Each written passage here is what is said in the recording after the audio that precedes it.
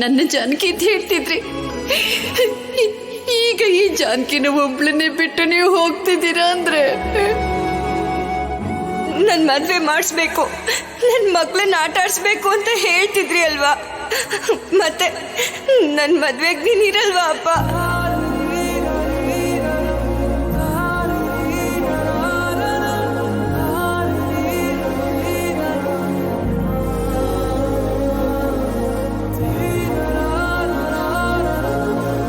ಅಮ್ಮ ಆದ್ಯ, ಇಲ್ಬಾ ಬಾಮ್ಮ ಆದ್ಯ.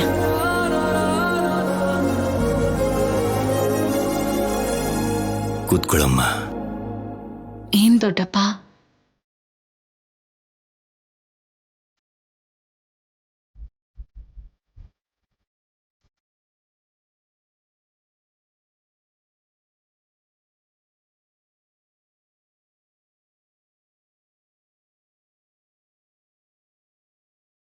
ಬದುಕಿರೋ ಅಷ್ಟು ದಿನ ಮನುಷ್ಯನಿಗೆ ಏನ್ ಸಂಪಾದಿಸ್ಬೇಕು, ಎಷ್ಟು ಶ್ರೀಮಂತಿಕೆಯಲ್ಲಿ ಬದುಕಬೇಕು ಅನ್ನೋ ಆಲೋಚನೆಗಳು ಮಾತ್ರ ಬರುತ್ತೆ. ಆದ್ರೆ ಸಾವು ಕಣ್ಮುಂದೆ ಕಾಣಿಸ್ತಾ ಇದ್ದಾಗ ದೂರ ಆಗೋ ಬಂಧಗಳು ಮಾತ್ರ ನೆನಪಿಗೆ ಬರುತ್ತೆ.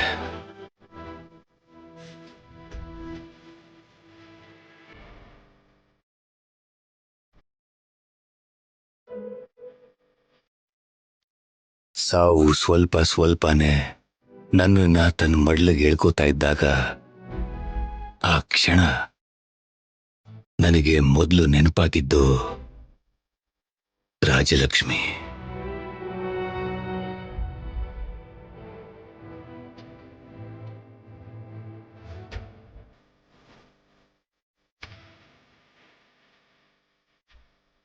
ಮದುವೆ ಮಾಡಬೇಕು ಅನ್ಕೊಂಡಿದ್ದೆ. ತಂದೆಯಾಗಿ ನನ್ನ ಜವಾಬ್ದಾರಿನ ತೀರಿಸ್ದೇನೆ ಹೊರಟು ಹೋಗ್ತಿದ್ದೀನಲ್ಲ ಅಂತ ಬೇಜಾರಾಯಿತು.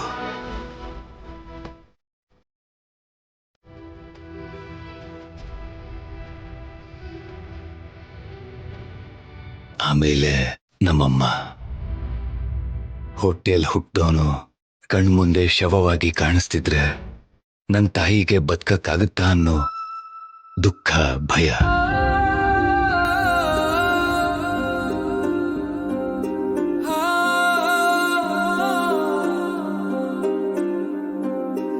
ಆಮೇಲೆ ನಿಮ್ ದೊಡ್ಡಮ್ಮ. ಕೊನೆವರೆಗೂ ಜೊತೆಗಿರ್ತೀನಿ, ಯಾವ ಕಷ್ಟನೂ ಬರ್ದಿರೋ ಹಾಗೆ ನೋಡ್ಕೋತೀನಿ ಅಂತ ವೇದ ಮಂತ್ರಗಳ ಸಾಕ್ಷಿಯಾಗಿ ಪ್ರಮಾಣ ಮಾಡಿ ಮಾತು ತಪ್ಪಿ ಹೋಗ್ತಿದ್ದೀನಲ್ಲ. ಅಮ್ಮ, ನೀನೇನೋ ನಂಗೆ ಹೇಳಬೇಕು ಅಂತಿದ್ಯಾ ಅಲ್ವಾ? ಆದ್ರೆ ನನಗೇನು ಅರ್ಥ ಆಗ್ತಿಲ್ಲ.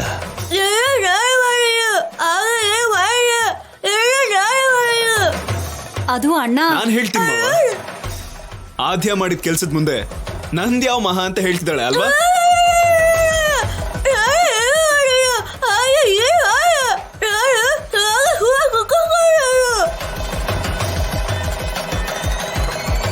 ಓಹೋ, ನಂದೇನಿದೆ, ಶೂಲ ಅಷ್ಟೇ ಚುಚ್ಚಿಸ್ಕೊಂಡಿದ್ದು.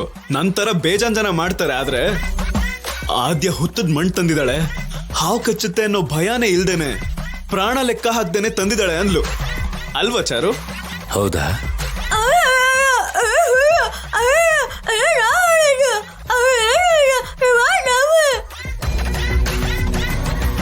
ಅಯ್ಯೋ, ನನಗಂತ ಧೈರ್ಯ ಎಲ್ಲಿದೆ? ಆದ್ಯನ್ ಮುಂದೆ ನಾನು ಏನೂ ಇಲ್ಲ. ಆದ್ಯ ತನ್ನ ಪ್ರಾಣದ ಬಗ್ಗೆ ಲೆಕ್ಕ ಹಾಕ್ದೆ ನಿಮ್ಮನ್ ಕಾಪಾಡಿದಾಳೆ. ನನ್ನ ರಕ್ತದಿಂದ ಅವಳು ಕಾಲ್ ತೊಳೆದ್ರು ಕಡಿಮೆನೆ ಅಂತಿದ್ದಾಳೆ. ಅಷ್ಟೇ ಅಲ್ವಾ ಚಾರು? ಚಾರು, ಎಷ್ಟು ಒಳ್ಳೆಯವಳಮ್ಮ ನೀನು.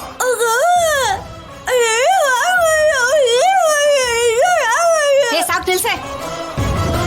ನಿನ್ ಸಂಕಟ ನಮ್ಮಣ್ಣನ್ಗಿಂತ ನಮ್ ಸೀನುಗೆ ತುಂಬಾ ಚೆನ್ನಾಗ್ ಅರ್ಥ ಆಯ್ತು. ಡಾಕ್ಟರ್ ಜಾಸ್ತಿ ಮಾತಾಡ್ಬೇಡ ಅಂತ ಹೇಳಿದಾರೆ ತಾನೆ. ನಡಿ ನೀನು. ಚಾರು, ನಡಿಯಮ್ಮ. ನಡಿ.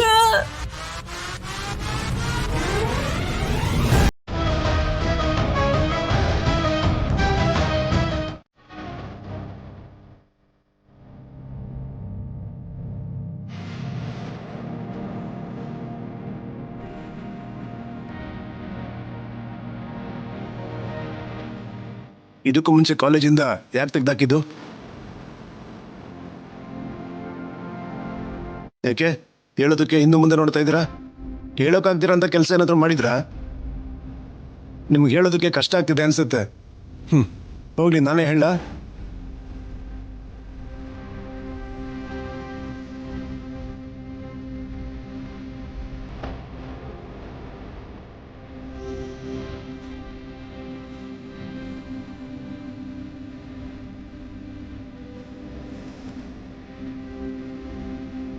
ಈ ತರ ಕೆಲಸ ಮಾಡಿದ್ಮೇಲೂ ಇನ್ನೂ ನಿಮ್ಗೆ ಯಾರಾದ್ರೂ ಕೆಲಸ ಕೊಡ್ತಾರೆ ಅಂತ ಅನ್ಕೊಂಡಿದ್ದೀರಾ?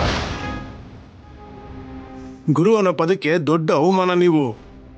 ನಿಮ್ಮಂಥವ್ರನ್ನ ನಮ್ಮ ಕಾಲೇಜಲ್ಲಿ ಸೇರಿಸ್ಕೊಂಡ್ರೆ ಪೇರೆಂಟ್ಸ್ ಬಂದು ಅವ್ರ ಮಕ್ಕಳನ್ನ ಇಲ್ಲಿಂದ ಹಾಗೆ ಕರ್ಕೊಂಡು ಹೋಗ್ಬಿಡ್ತಾರಷ್ಟೇ. ಕೋಚ್ ಆಗಿ ಮಕ್ಕಳಿಗೆ ಕೋಚಿಂಗ್ ಮಾಡಿ ಅಂತಂದ್ರೆ ಅವ್ರನ್ನ ಹೇಗೆ ಹಾಳು ಮಾಡಬೇಕು ಅಂತ ಯೋಚನೆ ಮಾಡ್ತೀರಾ? ನಿಮ್ಮಂಥವ್ರಿಗೆ ಕೆಲಸ ಕೊಟ್ಬಿಟ್ರೆ ಇರೋ ಸ್ಟೂಡೆಂಟ್ಸು ಇರಲ್ಲ, ಹೊಸ ಸ್ಟೂಡೆಂಟ್ಸು ಬರಲ್ಲ. ಅಷ್ಟಕ್ಕೂ ಹೆಣ್ಮಕ್ಳನ್ನ ಹೆತ್ತಿರೋರು ಮನೆಯಿಂದ ಆಚೆ ಕಳ್ಸೋದಕ್ಕೇನೆ 10 ಸಲ ಯೋಚನೆ ಮಾಡ್ತಾರೆ. ಹಾಗಿರುವಾಗ ಸ್ಕೂಲ್ಸ್ಗೆ ಕಾಲೇಜಸ್ಗೆ ಕಳಿಸ್ತಿದ್ದಾರೆ ಅಂದ್ರೆ ನಮ್ಮ ಮೇಲಿರೋ ನಂಬಿಕೆಯಿಂದ ಆ ನಂಬಿಕೆನೇ ಕಳ್ಕೊಂಡಿದ್ರ ನೀವು. ಒಂದು ಹೆಣ್ಮಗ್ಳು ಜೀವನನ ಹಾಳು ಮಾಡ್ಬೇಕು ಅಂತ ಅನ್ಕೊಂಡಿದ್ರಿ ಅಲ್ಲ ಸರ್? ಅವತ್ತು ಅಲ್ಲಿ ನಡೆದಿದ್ ಬೇರೆ. ಏನ್ ಬೇರೆ? ನೀವ್ ಒಪ್ಕೊಂಡಿದ್ರಲ್ಲ ಎಲ್ಲ ಮಾಡಿದ್ ನಾನೇ ಅಂತ.